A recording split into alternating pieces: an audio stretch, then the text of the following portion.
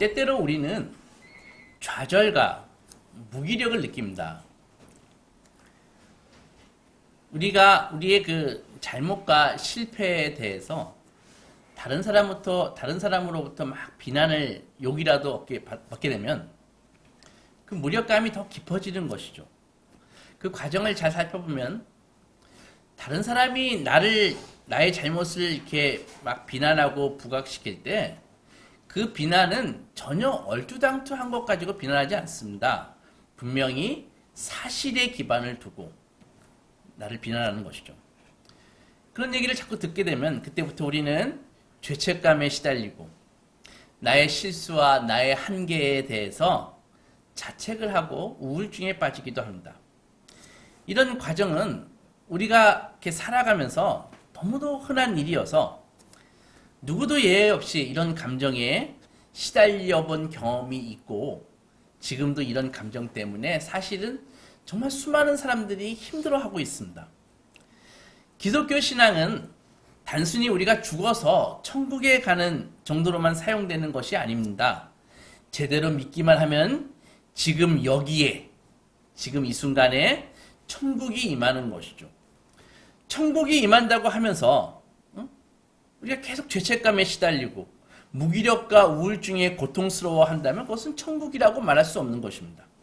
복음의 핵심이 무엇입니까? 자유함입니다. 예수께서 우리를 자유케 하기 위해서 이 세상에 오셨잖아요.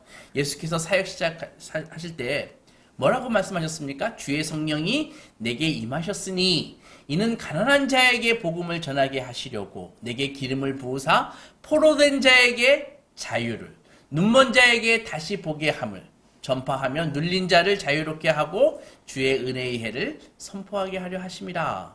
이렇게 사역을 시작하셨잖아요.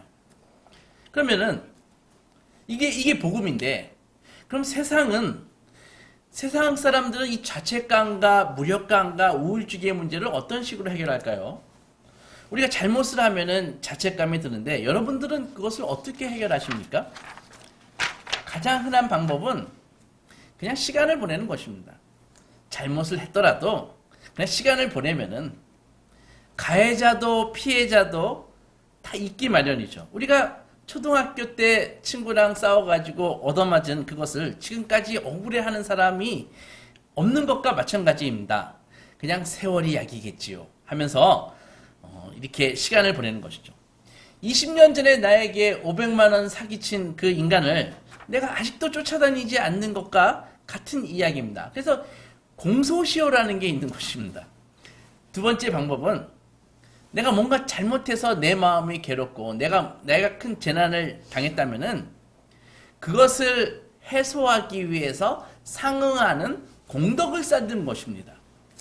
이것은 불교나 힌두교와 같은 동양 종교에서 주로 사용하는 방법인데 그런 종교에서 지금 너에게 이렇게 불행한 일이 닥치는 이유는 네 인생이 이렇게 꼬인 이유는 바로 네가 전생에서 뭔가 잘못했기 때문이야. 그러니까 네가 전생에 네가 살인을 저질렀다면은 그 잘못을 상쇄하기 위해서 그만한 대가를 이 생에서 치러야 돼. 물에 빠진 사람을 구한다든지 아니면 굶어 죽을 수밖에 없는 사람을 살 수 있도록 도와주든지 뭔가 그렇게 같은 행동을 해야지. 그래야 너의 지금 악운, 이 악업이 풀리고 애군에서 해방될 수 있어. 액땜을 해야 되는 거야. 이렇게 가르칩니다. 상당히 설득력이 있지만 사실은 여전히 문제가 있습니다. 조금만 생각해보면 죄나 악이라는 것은요. 내가 10만큼 잘못했다고 그 피해가 10만큼 발생하는 것이 아닙니다. 예를 들어 제가 회사를 다닌다고 생각해보세요. 다니는데 제가 과장입니다. 만년 과장. 근데 부장님이 갑자기 아침에 오더니 저를 막 꾸중을 하시는 거예요. 특별히 잘못한 것도 없는데. 근데 알아보니까 부장님이 집에서 부부싸움을 아주 진하게 하고 오셔가지고 저에게 막 분풀이를 하는 것이죠. 이게 좀 억울하고 분하기도 해서 그래서 포장마차에서 술 한잔하고 집에 이렇게 가는데 강아지가 나한테 막 지저대는 것입니다. 이 세상에 강아지도 날 멸시해 하면서 강아지를 발로 뻥 찼는데 강아지가 자도 영문도 모르고 한 대 얻어맞았으니까 강아지도 화가 나서 밤늦게 PC방에서 PC하고 오다가 오는 초등학생을 콱 물어버렸습니다. 막 피가 나고 사람들이 놀라가지고 119에 전화를 했는데 앰뷸런스를 불렀는데 앰뷸런스가 막 오다가 너무 급하게 오다가 다른 차가 탁 교통사고가 나가지고 그 차에 타고 있던 4명의 승객이 크게 다쳤습니다. 처음에 부당하게, 이거 사실 아니에요. 그냥 이야기하는 것입니다. 처음에 부당하게 부하 직원을 야단친 그 부장님의 죄가 이렇게 막 일파만파로 막 확대되는 것입니다. 이것이 죄라는 것이죠. 그래서 단순히 내가 저지른 이생이건 전생이건 그 한 가지 죄의 업보는 내가 여기서 한 가지 선행한다고 그렇게 해결될 수 있는 단순한 문제가 아니라는 것이죠. 우리가 하나님은 용서하시는 하나님이라고 우리가 알고 있지 않습니까? 맞습니다. 우리가 죄를 짓고 용서를 그분에게 구하면은 하나님은 마치 우리를 용서해야 되는 의무가 있는 것처럼 생각하기 쉽습니다. 그러나 그렇게 용서가 간단한 것이라면은 오히려 기독교 신앙을 갖고 있는 우리들은 지금 다 불안에 떨어야 됩니다. 왜냐하면 실제로 용서가 되었는지 안 되었는지 확인해야 하기 때문입니다. 하나님께서 내가 무슨 죄를 짓더라도 용서해 줄게. 나 하나님이야. 나 몰라? 이렇게 한마디만 하시면 무슨 죄든지 척척 용서가 된다면 너무 쉽잖아요. 응?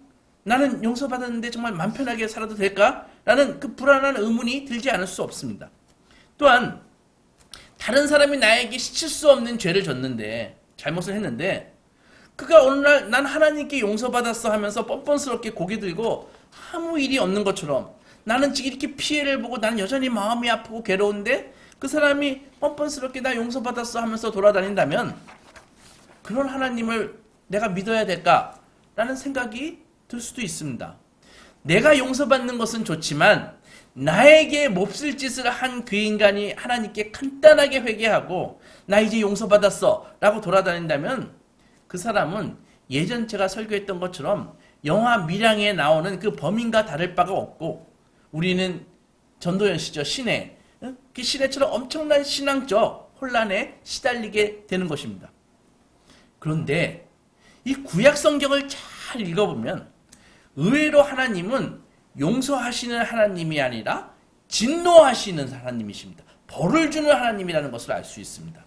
죄를 용서하기보다는 반드시 벌하시는 하나님일 경우가 더 많이 있습니다. 하나님께서 죄를 벌하시는 이유는 그분이 거룩하시기 때문입니다. 거룩에 대한 하나님의 생각은 레위기 11장에 잘 나와 있는데 44절을 보면 나는 여호와 너희의 하나님이라 내가 거룩하니 너희도 몸을 구별하여 거룩하게 하고 땅에 기는 길짐승으로 말미암아 스스로 더럽히지 말라. 나는 너희의 하나님이 되려고 너희를 애굽 땅에서 인도하여 낸 여호와라. 내가 거룩하니 너희도 거룩할지어다. 이렇게 말씀하시거든요. 그러니까 하나님의 거룩은 하나님의 정의와 직결됩니다. 하나님은 정의로우시기 때문에 불의한 자와 악을 행하는 자는 반드시 그 자를 징벌하십니다. 인간과 달리 하나님의 진노는 단순히 분풀이가 아닙니다. 악을 재판하신다는 것은 그분이 거룩하시기 때문입니다. 오히려 우리 인간은요, 서로 용서를 좀 쉽게 합니다. 그러나 우리가 용서하는 이유는 용서하는 우리나 우리에게 죄를 진 사람이나 우리와 별반 다르지 않기 때문입니다. 우리도 지금까지 적당히 많은 잘못을 저지르면서 살아왔기에 남들에게 특별히 더 까칠하게 굴지 않는 것입니다. 우리에게 거짓말을 한다고 그 사람을 때려 죽이지 않는 이유는 우리도 적당히 거짓말하고 사는 그런 인생이기 때문에 그런 것입니다. 그러나 생각해 보십시오. 만약에 인간과 달리 조금의 악도 죄도 없는 거룩한 존재가 계시다면 그분이 갖고 있는 악과 죄에 대한 생각은 인간과 비교할 수 없이 엄격한 것입니다. 이것이 바로 하나님이 정의를 행하시고 아무리 작은 죄나 악이라도 대충 넘어가거나 묵과할 수 없는 이유인 것입니다. 그러나 하나님이 분명 의로우시고 당신의 의를 훼손치 않으심에도 불구하고 또 구약 성경을 읽어보면은 하나님이 용서하시는 하나님이라는 주장과 약속으로 또 가득 차 있습니다.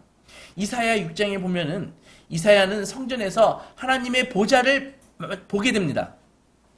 보좌에 앉으신 하나님, 그리고 그 보좌에 앉으신 하나님 그 옆에 6개의 날개를 갖고 있는 스랍들이, 천사들이 막 날아다니면서 찬양을 하고 있습니다. 거룩하다, 거룩하다, 거룩하다. 만군의 여호와여, 그의 영광이 온 땅에 충만하도다 하면서 막 천사가 찬양하거든요. 이사야는 그 거룩한 모습을 보자 바로 엎드립니다. 화로다, 나는 망하게 되었도다. 나는 입술에 부정한 사람이요, 나는 입술이 부정하게 된 백성 중에 거주하면서 만군의 여호와이신 왕을 배웠음이로다 하면서 이렇게 확 엎드리는데, 이거는 이사야의 겸손이 아닙니다. 하나님의 거룩함에 어떤 인간도 다가갈 수 없는 것입니다. 그때 천사가 젓가락으로 활활 타오르는 제단에 그 숯을 탁 건져다가 이사야의 입술에 탁 대면서 이사야의 입술을 찢어버립니다. 그러면서 이야기해 줍니다. 이것이 너 입에 닿았으니 네 악이 제하여졌으며 네 죄가 사하여졌느니라. 이렇게요. 이렇듯 구약의 하나님은 하나님이 용서하시는 분이시고 그 용서가 정말 신기하고 이해할 수 없는 선물이다. 이렇게 이야기하고 있습니다. 다시 출애굽기 34장에 보면은 6절서부터 아주 어려운 말씀이 나옵니다. 여호와께서 그의 앞으로 지나가시며 선포하시되 여호와라 여호와라, 자비롭고 은혜롭고 노하기를 더디하고 인자와 진실이 많은 하나님이시라. 인자를 천대까지 베풀며 악과 과실과 죄를 용서하리라. 악과 과실과 죄를 용서하리라. 그러나 벌을 면제하지는 아니하고 아버지의 악행을 자손 3, 4대까지 보응하리라. 용서는 하시는데 악행을 3, 4대까지 보응하신다. 이것이 용서하신다는 말씀입니까? 용서하지 않으신다는 말씀입니까? 말로는 용서하고 실제로는 벌하신다는 그런 말인가요? 일단 히브리어 성경을 읽어보면 그 의미가 더 명백한데, 직역하면 절대로 하나님은 죄가 있는 사람을 마치 죄가 없는 사람인 것처럼 취급하지 아니하신다는 말씀입니다. 그러면 어느 쪽입니까? 하나님께서 죄인을 용서하시는 사랑의 하나님이십니까? 아니면 죄인을 반드시 벌하시는 공의로우신, 정의로우신 하나님이십니까? 두 경우가 다 있으니까 우리 예쁜 사람은 용서해주고 미운 사람은 벌하시는 것이 하나님이십니까? 그렇게 선택적인 용서인가요? 그렇다면 하나님은 결코 정의로우실 수가 없는 것이죠. 공의로우시다면, 정의로우시다면 반드시 죄를 벌하셔야 됩니다. 죄를 용서하신다면 결코 공의로울 수가 없습니다. 그렇다면 실제로 구약 성경을 읽어보면 많은 경우에 하나님은 죄를 용서해 주셨거든요. 그럼 그게 뭐냐? 이 공의와 용서, 이 두 가지를 어떻게 만족시킬 것인가? 이 답은 구약 성경만 보면은 답이 나오지 않습니다. 반드시 신약 성경에서 우리가 찾을 수가 있습니다. 우리가 성경의 가장 중심이라고 생각하는 그 구절은 우리가 알듯이 요한복음 3장 16절입니다. 하나님이 세상을 이처럼 사랑하사 독생자를 주셨으니 이는 저를 믿는 자마다 멸망치 않고 영생을 얻게 하려 하심이라. 하지만 하나님은 무조건 용서하시는 분이 아닙니다. 같은 장 36절에 보면 이런 말이 있습니다. 아들을 믿는 자에게는 영생이 있고 아들에게 순종하지 아니하는 자는 영생을 보지 못하고 도리어 하나님의 진노가 그 위에 머물러 있느니라. 이렇게. 현대인들은 하나님이 진노하신다 하면은 다 싫어합니다. 거부합니다. 하지만 성경에는 이렇게 정죄에 대한 구절과 하나님의 사랑에 대한 가장 유명한 구절이 나란히 있다는 것이죠. 다시 말해 성경은 하나님의 사랑과 하나님의 분노를 결코 대립된 것으로 보지 않습니다. 오히려 이 두 가지를 별개로 생각하면 의미가 없어지고 실제로 이 두 개가 서로를 굳건하게 서로 뒷받침하고 있습니다. 사랑이신 하나님이 또한 경노하시는 것입니다. 이 말은 하나님께서 어떤 날은 사랑하다가 또 어떤 날은 진노하시는 이렇게 이중인격이라는 말이 아닙니다. 그분의 진노와 사랑이 서로 조화되는 이유는 우리와 달리 그분의 진노와 사랑이 온전히 거룩하고 선하시기 때문입니다. 우리는 대체로 어느 때 화를 내죠? 여러분들은 어느 때 화가 납니까? 대체로 내 자존심에 스크래치가 났을 때, 상처가 났을 때, 그죠? 아니면 우리가 계속 불만족스러울 때, 우리의 계획 같은 게 틀어질 때, 이럴 때 우리가 화를 내지 않습니까? 이런 것들이 위협받으면 종종 사람들은 아예 사람을 해치기도 합니다. 하지만 만유의 주인이신 하나님께서는 그분의 영광이 훼손될 때 창조세계와 인류를 해치는 이 악에만 노하십니다. 우리는 이 점을 주목해야 되는데 하나님은 단순히 사랑의 하나님만이 아니고 또한 진노의 하나님만도 아니고 그 둘 다의 하나님이시라는 것이죠. 왜 사람들이 아나무인격으로 살죠? 그것은 하나님의 사랑만 믿기 때문입니다. 왜 하나님이 학대당한 그 주눅든 아이들처럼 살아가죠? 그것은 하나님이 진노의 하나님만을 믿기 때문입니다. 성경에서 하나님 말씀하고 계시는 하나님 개념은 사실은 굉장히 독특한 것입니다. 우리는 다른 어떤 종교의 신도 우리가 믿고 있는 하나님에 대한 개념은 없습니다. 굉장히 생소한 것입니다. 하나님이 사랑의 하나님이신데 여기에 독생하신 하나님이 계셔서 우리의 목자 되시고 우리의 친구 되시고 우리의 친밀한 아버지 되시고 우리의 신랑 되신다. 이런 개념은 다른 종교에서는 찾아볼 수 없습니다. 우리가 가장 익숙한 동양의 종교에서는요, 우리가 이 현세에 경험하는 모든 고통과 악과 불평등은 아까도 말씀드렸듯이 다 그거 전생에 저지른 행위, 그 생각, 나쁜 것, 그것의 결과라고 가르치고 있는 것입니다. 그렇잖아요. 그죠? 그래서 뭐라 그래요? 그것을 업보라 그러잖아요. 그러니까는 일반 동양의 종교들은 이 업보라고 하는 이 우주 불변의 이 법칙이 도덕 세계를 꽉 지배하고 있다고요. 여기에는 용서라는 건 없습니다. 그죠? 업보는 반드시 감당해야만 할 응보만 있는 것이죠. 사랑의 하나님은 성경에서 시작되었고 이것은 결코 당연한 것이 아닙니다. 오히려 이상한 것입니다. 사람들은 복종을 요구하고 서슴없이 사람을 벌하는 그런 진노 위주의 신은 이해할 수 있지만 우리를 자신의 형상대로 만드시고 잘못한 이들을 용서하시는 사랑과 자비의 하나님만은 정말 이해할 수 없었습니다. 하나님의 분노는 궁극적으로 그분의 사랑 때문입니다. 그래서 그분의 사랑은 종종 진노로 표현합니다. 거룩하신 하나님은요, 인간이 죄를 짓잖아요. 그러면 하나님이 고통스러워하십니다. 창세기에 보면 6장 5절에 이런 말씀이 있습니다. 여호와께서 사람의 죄악이 세상에 가득함과 그의 마음으로 생각하는 모든 계획이 항상 악할 뿐임을 보시고 땅 위에 사람 지으셨음을 스스로 한탄하시고 마음에 근심하시고. 이렇게 하나님이 신이 인간의 악행으로 인해서 근심한다? 그런 개념이 다른 종교에 있던가요? 죄를 지면 그냥 없애버리면 되는 것이 보통 종교의 개념이라고요. 예수님도 예루살렘 성을 보면서 얼마나 우셨습니까? 누가복음 19장에 보면 41절에 이런 말씀이 나오는데 예루살렘 성을 다 가까이 가셔가지고 예수님이 막 우십니다. 통곡하십니다. 예루살렘아, 네가 오늘 평화에 관한 일을 알았더라면 좋을 뻔하였는데 네 눈에 숨겨졌구나. 날이 이르면은 네 원수들이 토둔을 쌓고 성이 있으면은 흙으로 언덕을 쌓고 너를 둘러 사면으로 가두고 너를 포위해서 너와 및 가운데 있는 네 자식들을 땅에 메어치며 돌 하나도 돌 위에 남지 아니하리니 이는 네가 보살핌을 받는 날을 알지 못함을 인하니라. 하나님은 냉혹한 신이 아니시지만 그렇다고 죄와 타협하시도 않으십니다. 하나님은 사랑과 진노의 하나님이십니다. 그래서 그분의 사랑도 거룩하고 그분의 진노도 거룩한 것입니다. 이는 악을 대적하신다고 하는 하나님의 철칙이 우리에게도 그대로 적용한다는 것입니다. 만약에 우리가 하나님의 법을 거스르면은 곧 나 자신을 거스르는 것입니다. 우주의 이치를 그렇게 만들어 놓으셨기 때문입니다.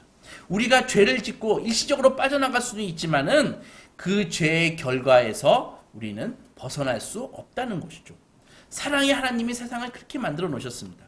하나님은 참으로 사랑과 진노의 하나님이신데 그분의 그 실체가 가장 잘 드러난 곳이 어디냐 하면은 바로 그곳이 십자가라고요. 하나님은 아버지이시지만 재판장이십니다. 한번 생각해 보세요. 여러분들 이해할 수 있어요. 만약에 내가 재판관인데 내 아들이 사형에 해당하는 죄를 짓고 잡혀왔습니다. 그래서 재판을 해야 됩니다. 그러면은 내가 주관하는 그 재판을 받는 일이 벌어졌다면 저는 어떻게 해야 할까요? 아버지니까는 살인죄를 저지른 죽어 마땅한 그 죄에 무죄를 선언해야 됩니까? 그러면은 불의한 재판장이죠. 공정한 재판관이 아니죠. 그러면 내가 재판장이니까는 너 사형이야. 그렇게 딱 선언합니까? 그러면은 아들에 대한 사랑은 어떻게 되는 것입니까? 이것이 바로 인간은 절대로 이해할 수 없는 하나님의 딜레마라고요.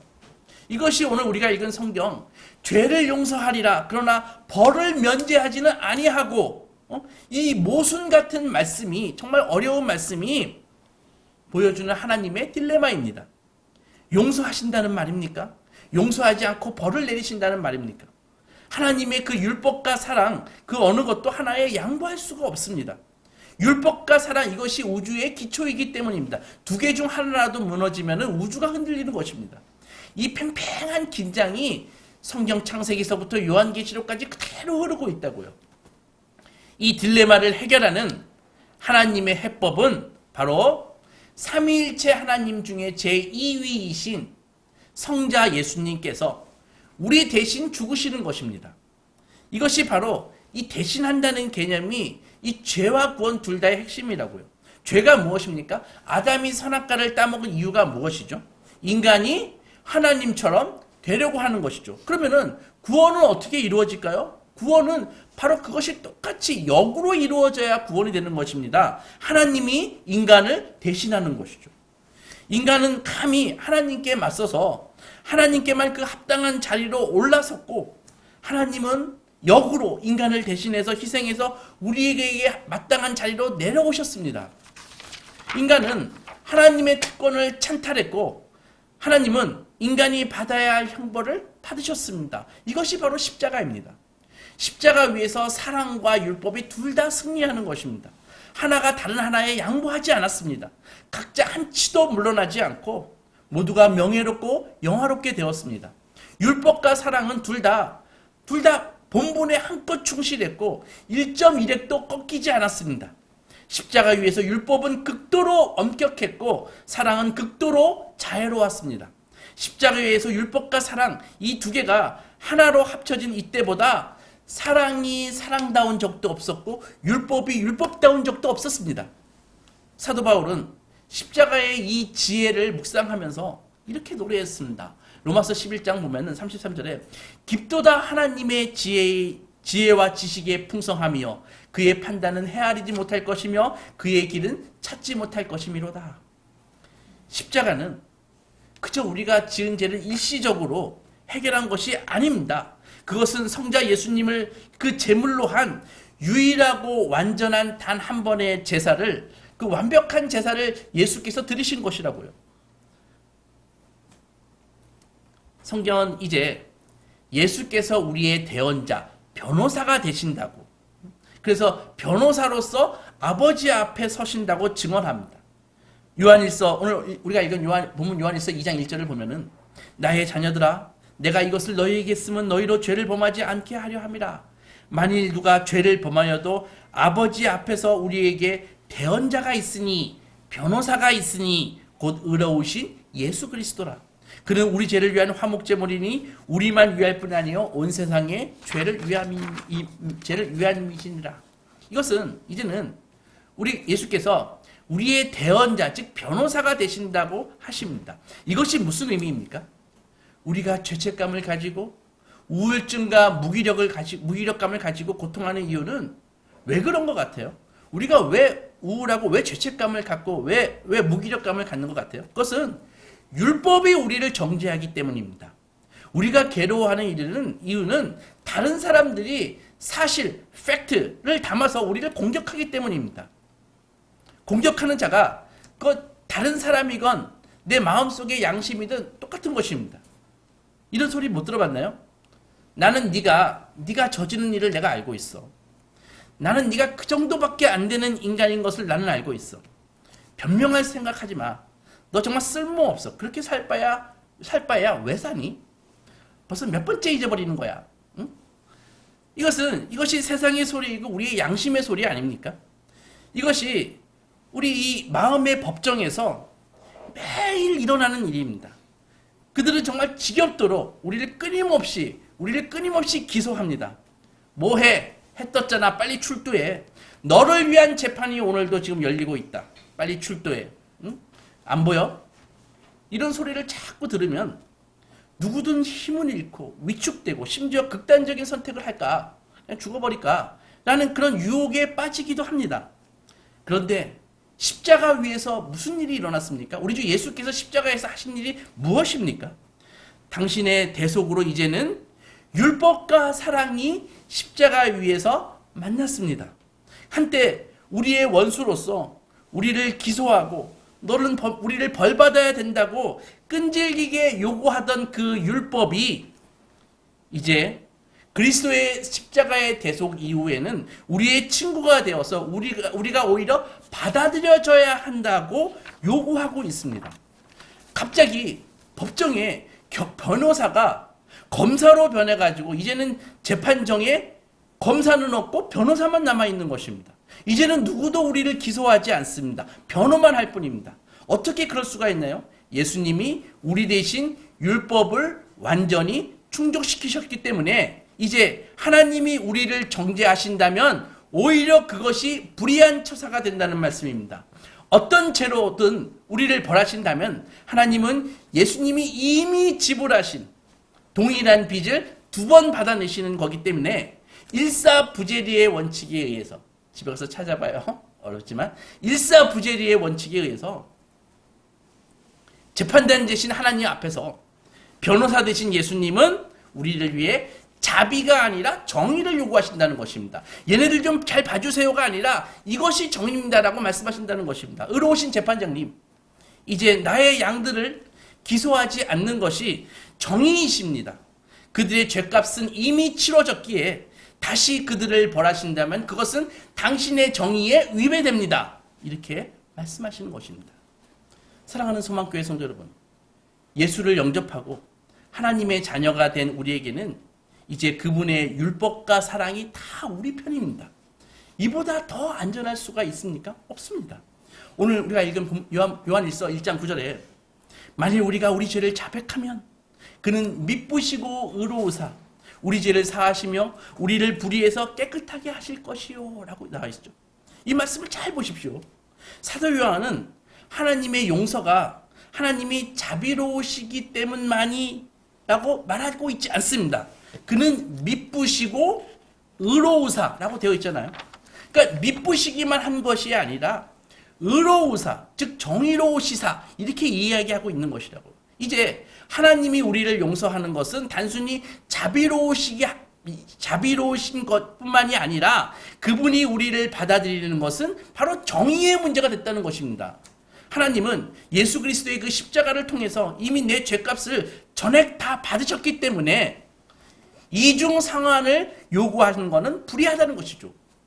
이제 마음의 법정에서 더 이상 검사는 존재하지 않습니다. 여러분의 마음의 법정에서 더 이상 검사는 존재하지 않습니다. 율법과 사랑이 만나 나를 변호할 뿐입니다. 이것이 우리 주 예수께서 십자가에서 이루신 일인 것입니다. 여러분, 예수님이 십자가에서 우리에게 해주신 일을 이제 참으로 깨닫고 묵상하고 즐거워하십시오. 이것이 우리가 어떤 상황에서도 기뻐하고 안식할 수 있는, 평안할 수 있는 이유입니다. 우리는 이제 우리를 비난하고 우리를 죄책감에 빠뜨리는 어떤 악한 음성에 대해서도 우리는 답할 수 있습니다. 친구여, 이제 그만하시게나.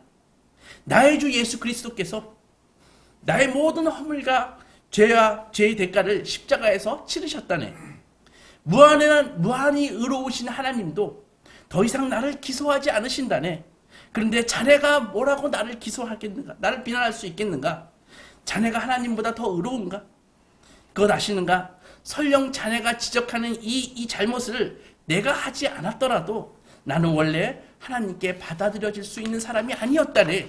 그러나 나의 주 예수께서 나의 죄를 대신해서 십자가에서 무한한 대가를 치르시고 나를 죄와 사망에서 해방하셨다네. 나는 이제 자유하네. 이것이 우리의 고백이 되어야 됩니다. 아무쪼록 이 고백과 믿음 가지고 우리를 기소하는, 우리를 비난하는 모든 악한 시도에서 자유하시는 소망의 자녀들이 되시기 주님의 이름으로 축원합니다. 아멘. 기도하고 나가겠습니다.